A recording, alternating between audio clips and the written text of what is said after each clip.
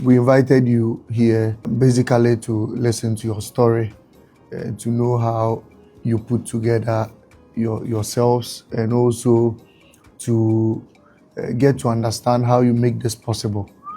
Because we know that your agenda is to ensure that we have cleaner cities, and we have the silted gutters, and we make the environment safe for living better living conditions. And so we just want to hear your side of the story.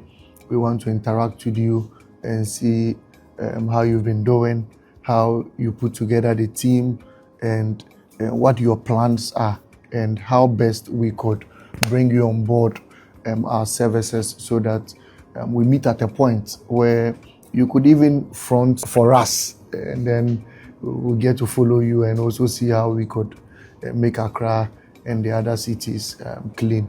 So we welcome you, and it's time to also listen to your story. I believe 100% that before a stranger goes into the communities, the stranger might have spent months here, but then every stranger, of course, will get in touch with bus stop. So the initial concept was to be able to depict a clean bus stop.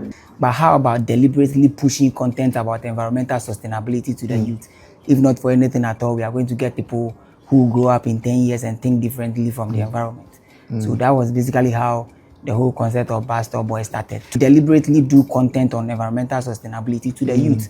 Every great nation, from my own education and observation, is a nation that has a great environment. And if you look at all the countries that we, the youth, are yearning to go, it's because they have great environments. That's right.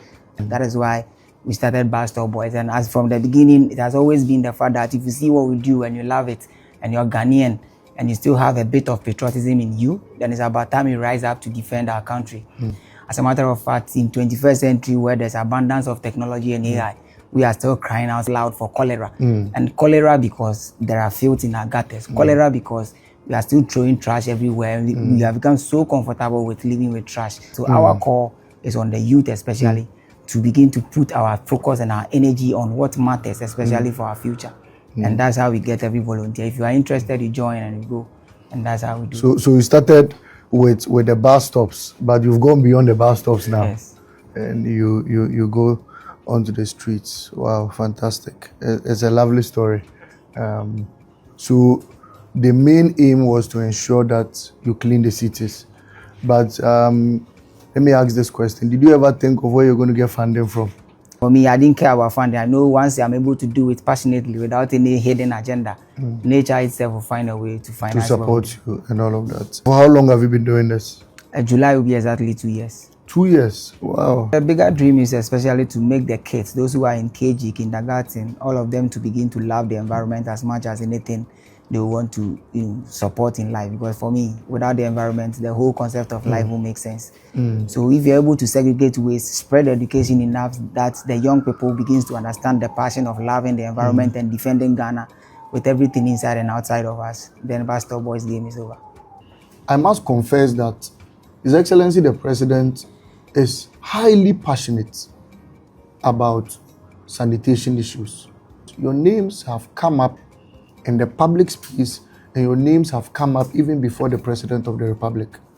And it's highly commendable that he's seen the work you are doing, he appreciates the work you are doing, and he extends his greetings and appreciation to what you are doing to support this country. Not because he's president, but because first he's a Ghanaian, and because he wants this country to progress and to transform. And he's always said that together we shall build the Ghana we want. My brothers and sisters, sanitation is a bigger threat to the environment, because you don't need to be on drugs. As for drugs, it's a high risk.